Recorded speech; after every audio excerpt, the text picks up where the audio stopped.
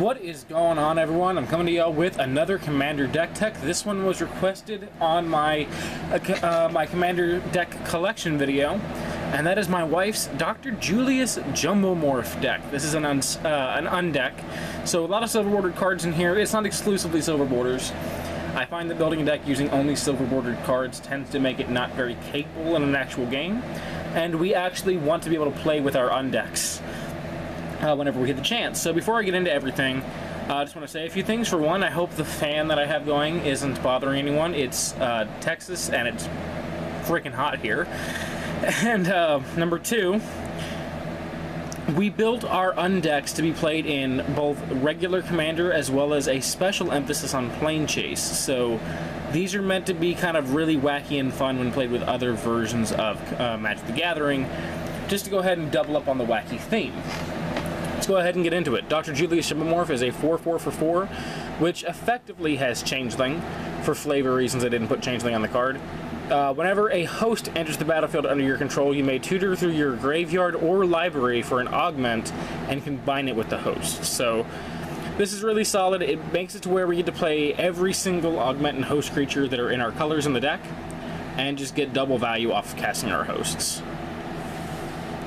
Go through the mana base, nothing too impressive here. It's just a pretty standard budget mana base. We got Command Tower, Gold Bordered Brushland, because who cares? Sun Petal Grove, Fortified Village, Salt Crusted Steppe, Canopy Vista, Stirring Wildwood, Scattered Groves. Path of Ancestry is kind of funny because since Dr. Julius is every creature type, anytime we use the Path of Ancestry to cast a creature, we descry one.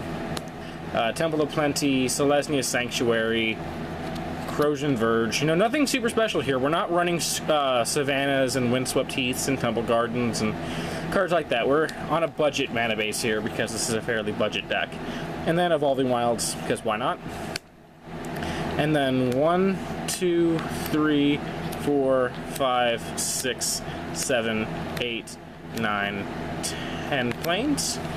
And 1, 2, 3, 4, 5, 6, 7, 8, 9, 10 forests, as well as 1, 2 wastes.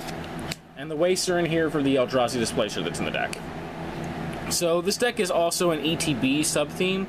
Since the host and augment part won't get us there on our own, usually it can be very powerful in some instances. This deck can actually play against lower to mid-power level commander decks pretty effectively, but we needed to have some additional value, so we worked in some other ETB cards. Through the ramp package, we have Soul Ring, because why not? Fractured Power Stone, I love this. Tap, roll the planar die. So the reason why we have this in here is because even when we're not playing Plane Chase, it's still a 2-mana mana rock, which is not bad. But the ability to just free roll the planar die with it is great, and we do have multi-headed in this deck, which I think says at the beginning of your end step, if you roll a die this turn, you get to trigger whatever the host effect is. So with Fractured Power Stone, even though this is not a dice rolling deck, we can always enable that multi-headed trigger. Selesnya Signet, Sakura-Tribe Elder, as well as Rampant Growth. Selfie Preservation, this one's really fun. We search for a basic and put it into play tapped, but if it has a tree in the artwork, we search through our library and put a basic land into our hand, but if it has a tree on the artwork, we put it into play tapped instead. So it turns into a Rampant Growth, which is funny. Land 804, another really funny ramp spell. We search for a basic and put it into play tapped, but if we sang a song the whole time we searched and shuffled, we may untap that land, which is really freaking it's funny. It just creates a nice dynamic in the game. Kadama's Reach, as well as Cultivate. Nothing out of the ordinary here for the ramp package, guys. Wood Elves, because it's an ETB trigger that also happens to ramp us, so I don't see why not. Okay, into what everyone cares about. The fun stuff. Starting with Adorable Kitten. When this creature enters the battlefield, roll a d6 and gain life equal to the result. A lot of fun pairings with this one. My personal favorite is either Half-Squirrel or Half-Kitten, just to get some funny interactions. Wild Crocodile. When in ETBs, we search for a basic and put it in our hand. Love pairing this with Serpentine, because that way we get a Serpentine Crocodile, and we never miss a land drop again. Voracious Vacuum. When at ETBs, we put a +1/+1 counter on target creature. Ordinary Pony says when it enters the battlefield, you may flicker a non-horse creature that Ordinary Pony has not flickered this turn. It's very, very, very specific. It's residing errata, so we can't use it to go infinite, but it allows us to get extra uses off our ATB triggers. Eager Beaver. Whenever it enters the battlefield, we may untap target permanent. One thing that I should have mentioned, it's important to know that those ETB triggers are always replaced by whatever the augment is going to do. Whatever the augment's requirements are, will then replace this line of text and trigger this line of text. Shaggy Camel. When it ETBs, creatures you control get +1/+1 until end of turn. Gnome Made Engine says when it ETBs, we create a 1/1 colorless artifact gnome. Mother Kangaroo. When it enters the battlefield, we roll a d6 and put a number of counters on this creature equal to the result, which is pretty funny when we pair it with something like a Half-Squirrel. Lab Robot ETBs and returns a host or an augment card from our graveyard to our hand. And Angelic Rocket is probably my favorite host creature in the deck. It is a ETB, destroy target non-land permanent, but when we pair this with Half-Squirrel, we get a Half-Squirrel, Half-Rocket that says whenever a non-token creature enters the battlefield, we may destroy target non-land permanent. Which means every time our opponents play any creature, we can just kill it, which is hilarious. Into the augment, we have Half-Kitten Half. Whenever you're dealt damage, you're going to trigger the ability of whatever it's augmented onto. Robo says at the beginning of each end step, if an artifact entered under your control this turn, you're then going to trigger the host effect. Rhino does it whenever it blocks. There's the infamous Half-Squirrel Half. So whenever a non-token creature enters the battlefield, you're going to trigger your host creature. This is the most insane one in the entirety of the deck. Serpentine says Landfall, trigger the host effect. Multi-headed is each end step if you roll to die this turn, trigger the host effect. Humming says whenever we attack with 2 or more creatures, we trigger the host effect. It also gives the host flying. Monkey says whenever a non-token creature you control dies, you're going to trigger your host effect. Steam Powered is simple, it's just pay 5 and activate your host. Okay, other cards. We have Restoration Angel, because, again, we're an ETB deck and getting additional uses can be fun. We also run Thragtusk, because if you're running Resto Angel, you gotta run Thragtusk. It's just, anyone who's played Magic in the past knows exactly why that joke is funny. Except for the fact that it's not funny. Anyways, ignore me. Reclamation Sage, ETB, destroy an artifact or enchantment. Super solid card, it's an ETB trigger, and it's removal. Stalking Leonin is hilarious because this card is somehow black bordered. When it enters the battlefield, you secretly choose an opponent. And then you can reveal the player you chose as a cost, by the way, to exile target creature that's attacking you if it's controlled by the chosen player. So you're to exile a creature that's attacking you that the chosen player is attacking with. It's weird. It's just basically really slow removal, but it's really funny. Fiend Hunter, ETB, and exile the creature until it leaves the battlefield. Palace Jailer, ETB, become the Monarch. Whenever you are no longer the Monarch, you no longer exile the creature. Acidic Slime, pretty standard stuff here. Bane of Progress. Name dropping, this one's hilarious. Gotcha. Whenever an opponent says a word that's in the name of a card in your graveyard, you may say gotcha, and if you do, return that card to your hand.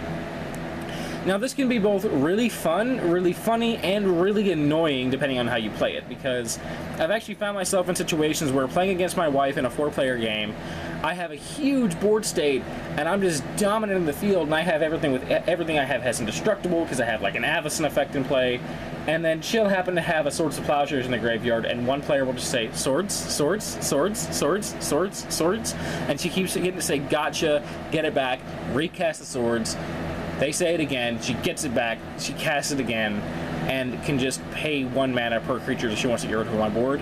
It's really annoying and kind of degenerate, but it can also be played fairly, so there's that.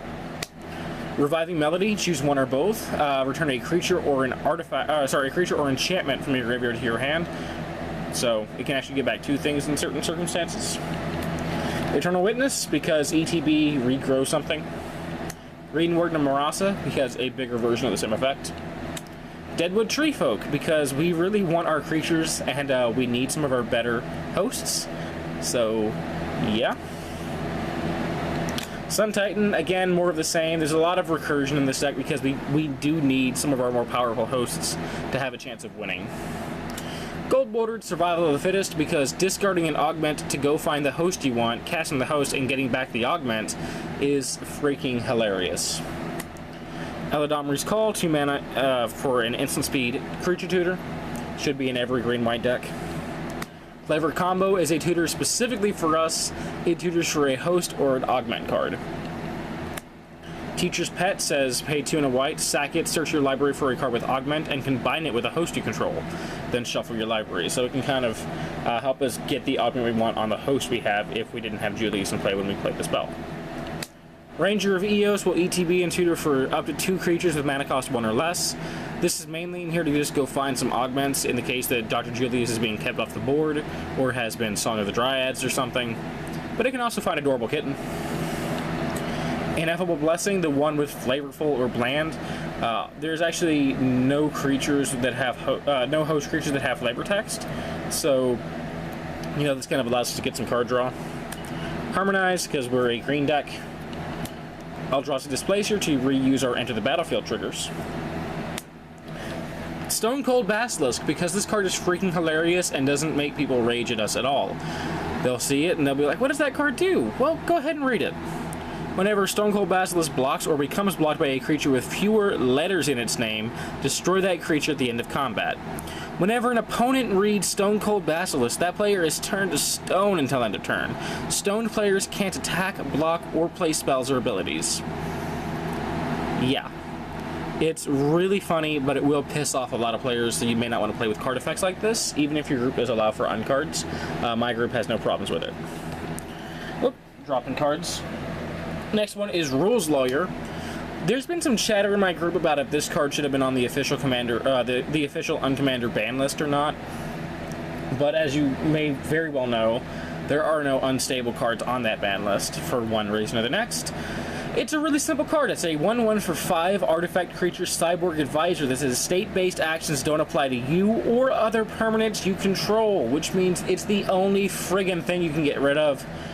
And effects, there's a whole slew of things that are state-based that will no longer activate now or no longer trigger.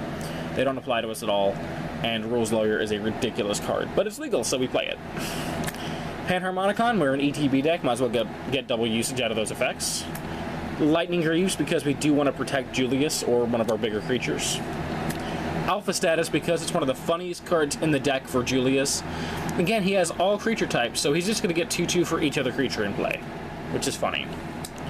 Go to Jail, because fun unremoval. Swords to Plowshares, it's a must-have in white decks, as Beast Within is in green decks. AWOL is another hilarious card.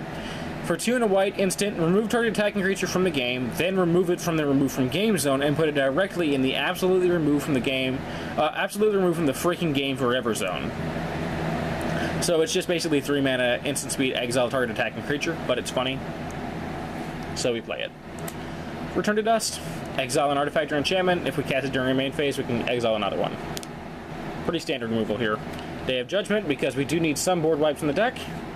Fumigate for more of the same. And finally, Austere Command for, yet again, more of the same. I like having the modal choices, though, so we can get rid of things specifically that are bothering us.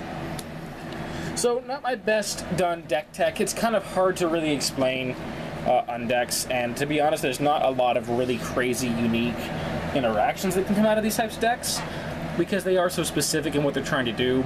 I'll say this, if you're wanting to build an uncommander deck, Dr. Julius Jumblemorph plays the most like a real deck that I've seen, aside from maybe a Griselda Monster Masher. Overall, though, you can build Dr. Julius for cheap, it'll be really fun to play, and it will contend with, lower to mid-range power level decks. It certainly will very well outcompete and stomp a pre-con deck, even if you build it more budget than this one's built. So, have fun with it. And one of the upsides of playing a silver border deck is if your meta allows it, you can kind of get away with playing some cards that maybe wouldn't be allowed in competitive play. Not necessarily banned cards, obviously, because banned cards should still be banned in Uncommander. but gold-bordered cards. Now, I don't have a problem with gold-bordered cards in Commander as a whole. If you have some collector's edition cards or World Championship cards, and you want to play them, I have no problem with that. Because I understand that, you know, not everyone has $350 to drop on a Gaia's Cradle. Not everyone has the $100 or whatever it is now to buy a black-bordered Survival of the Fittest. So, get the gold-bordered copies. They're made by Wizards. I have no problem with it. I don't even view them as proxies.